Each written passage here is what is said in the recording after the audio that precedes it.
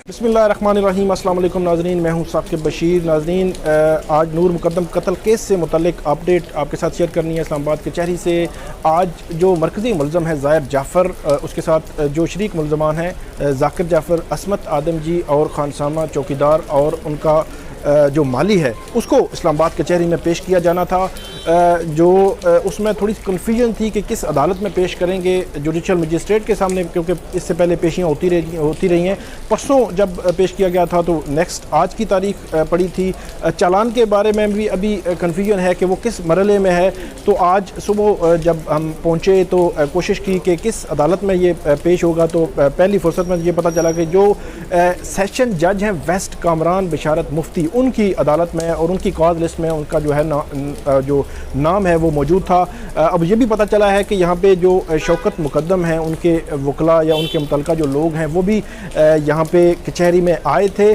ताहम अभी तक सिचुएशन ये है कि आज मुलज़मान को इस्लामाबाद जो अडियाला जेल से लाया गया था बख्शी खाना से अदालत में पेश करना था, वो अदालत में पेश नहीं किया जा रहा। उसकी कुछ वजूहात हैं और वो चालान से मुतल्लिका है कि जो चालान है वो सेशन जज के पास आया है, तो सेशन जज ने उसको एग्जामिन करके आगे जो है वो किसी एडिशनल सेशन जज को भेजना है। तो सेशन जज साहब की जानिब से आज जब ये बताया गया, जब कोर्ट में वो आए तो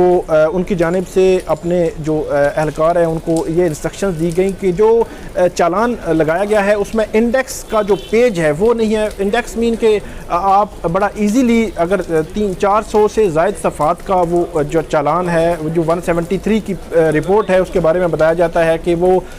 इसमें जो पुलिस की जानिब से पेश किया गया है तो उसमें इंडेक्स से बड़ा इजीली हर सफ़े को आप जो है वो देख सकते हैं। और जज साहब की जानिब से ये भी हदायत दी गई कि इसमें हर सफ़े का जो नंबर है और जो भी रेलेवेंट जो रिकॉर्ड है या कोई ऐसा एनेक्स्चर जो है लगाया गया है तो उसका भी इंडेक्स पे उसका ज़िक्र होना ज़रूरी है। और ये भी मुझे आज जो है इंकशाफ ही हुआ कि इससे कबल ऐसा नहीं किया जाता। तो जज साहब की जानिब से बाकायदा तौर पर यह भी कहा गया कि इस हवाले से एक सर्कुलर भी जो है वो जारी करें ताकि फ्यूचर में भी अगर कोई चालान पुलिस की जानिब से आए तो इस हवाले से जितनी भी फॉर्मेलिटीज़ हैं वो मुकम्मल हों। और आखिर में उन्होंने ये भी कहा कि जो आखिरी पेज है यहाँ पे चालान ख़त्म होता है वहाँ पे बाकायदा तफ्तीशी अफसर के दस्तखत भी लिए जाएँ कि अब इसके बाद आप कोई इससे मुतल्लिका कोई डॉक्यूमेंट कोई ऐसी नहीं रह गई जो पुलिस की जानिब से पेश की जानी है। तो इसी दौरान मैं भी कमरा अदालत में मौजूद था तो कामरान बिशारत मुफ्ती साहब ने जो बुलाया और एक तो परसों का जो अफसोसनाक वाक़या था जो हमारे रिपोर्टर्स के साथ पेश आया था, उसके बाद हमने ये मामला सेशन जज जो हैं कामरान बिशारत मुफ्ती उनके सामने भी रखा था।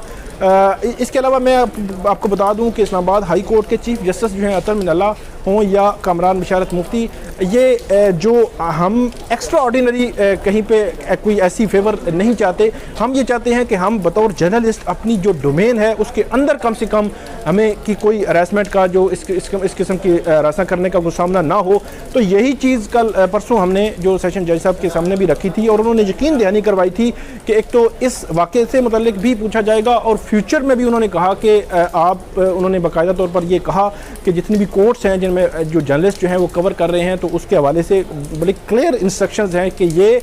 जो ओपन कोर्ट्स हैं ये हर किस्म की कवरेज जो है वो कर सकते हैं अपनी उस डोमेन में रहते हुए। तो उसी से मुताल्लिक जज साहब ने पूछा और मैंने बिल्कुल बताया कि अभी तक तो ट्रायल जो है वो शुरू होगा, लेकिन ताहम उसके बाद से ऐसी कोई चीज़ जो है वो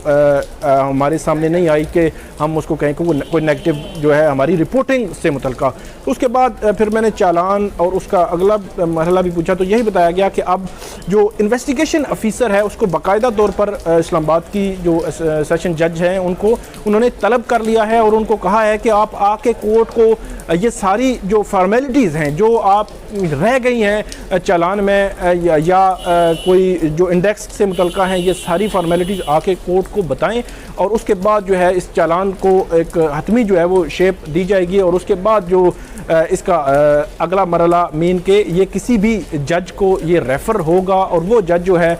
इस पर जो है वो समाअत करेंगे। तो उसके बाद कल तक जो है वो समाअत मुलतवी की गई है। 6 मुल्ज़मान जो हैं उनको अब बख्शी खाना से ही अडयाला जेल वापस ले जाया जाएगा और कल यहाँ पे जो है वो सेशन जज के सामने पेश किया जाएगा। इसके अलावा ये भी मैंने पूछा है कि किस जज साहब को ये रेफ़र हो सकता है, तो ये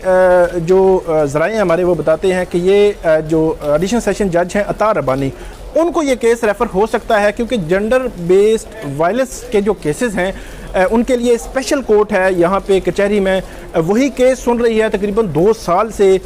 वो केस सुन रहे हैं, तो ये केस भी उनके पास जाने का इम्कान जो है वो ज़्यादा है। इसके अलावा जो उस्मान मिर्ज़ा का केस है वो केस भी यही बताया जा रहा है कि उनका जो ट्रायल है, हतमी ट्रायल के लिए वो केस उन्हीं के पास ही जाने का इम्कान जो है वो मौजूद है। उसमें भी 10 सितंबर को जो चालान है वो पेश करना है वकार जो जुडिशल मजिस्ट्रेट है वकार गोंदल के पास, वो डेडलाइन है पुलिस के लिए, तो पुलिस उस दिन जो है वो चालान उनके पास पेश करेगी। तो ये दोनों हाई प्रोफाइल केस एक ही जज के पास बज़ाहिर जो ऐसे लग रहा है कि एक ही जज के पास जाएंगे और वही जो है वो उनका ट्रायल जो है वो करेंगे, क्योंकि वो 2 साल से एज ए स्पेशल कोर्ट जो है वो इस में काम कर रहे हैं और इस केस को जो है वो आगे लेकर चल रहे हैं। इसी के साथ अगर मैं बात करूं तो अगले 4-5 रोज़ में बड़ी अहम जो है वो समातें नूर मुकद्दम केस से मुतल्लिक होनी हैं। एक तो समात जो है वो 11 सितंबर की है, जिसमें जो ताहिर ज़हूर है थेरेपी वर्क का जो मालिक है, उन्होंने जो ज़ाहिर जाफ़र है, ज़ाकिर जाफ़र है और असमत आदम जी, इन तीनों के ख़िलाफ़ मुकदमा इंदराज की दरख्वास्त जो दी थी पुलिस व थाना कोसार में, उस पर 22 की दरख्वास्त पर समाअत होनी है और उम्मीद ये की जा रही है कि उसी रोज़ को ये फ़ैसला हो जाएगा कि ये मुकदमा एक और मुकदमा दर्ज होना या नहीं होना। लेकिन उसमें एक बड़ा इंपॉर्टेंट पॉइंट आप सामने आया है, उस केस में जो शौकत मुकद्दम के जो वकील हैं शाह खावर, उनकी जानिब से भी वकालतनामा जमा करवा दिया गया है। अब देखना ये है कि एक तरफ तो केस में जो थेरेपी वर्क वाले हैं वो मुल्ज़िम हैं किन के शौकत मुकद्दम बतौर मुद्दई के, और दूसरी तरफ जब वो अपनी जो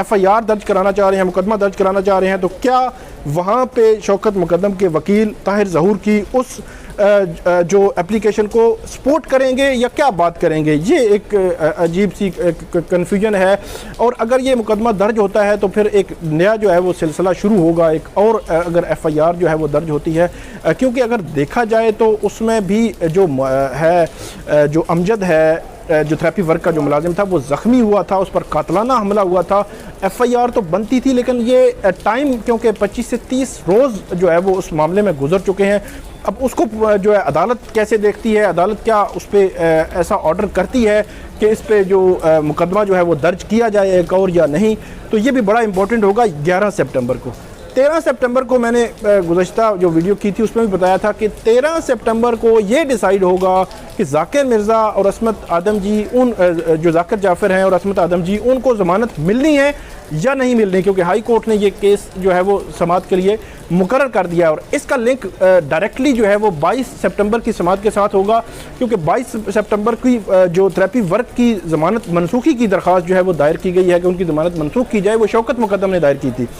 अब इन दोनों का केसों का लिंक ये है कि अगर तो ज़ाकिर जाफ़र और असमत आदम जी को 13 सितंबर को या उसके बाद एक डेट पड़ती है उनको ज़मानत मिल गई, तो फिर तो 22 सितंबर वाली आप ये समझें कि वो मनसूख नहीं होगी। अगर ज़मानत ना मिली तो फिर ये है कि उस पर आप कह सकते हैं कि वो मनसूख होने का इम्कान हो सकता है या नहीं हो सकता, क्योंकि दोनों लिंक्ड हैं। ये क्योंकि इनका रोल ज़्यादा है, थेरेपी वर्क वालों का कम है, तो इसलिए मैं ये कंपैरिजन करके आपको बता रहा हूँ। अब नाज़रीन, नेक्स्ट कल जो भी इस हवाले से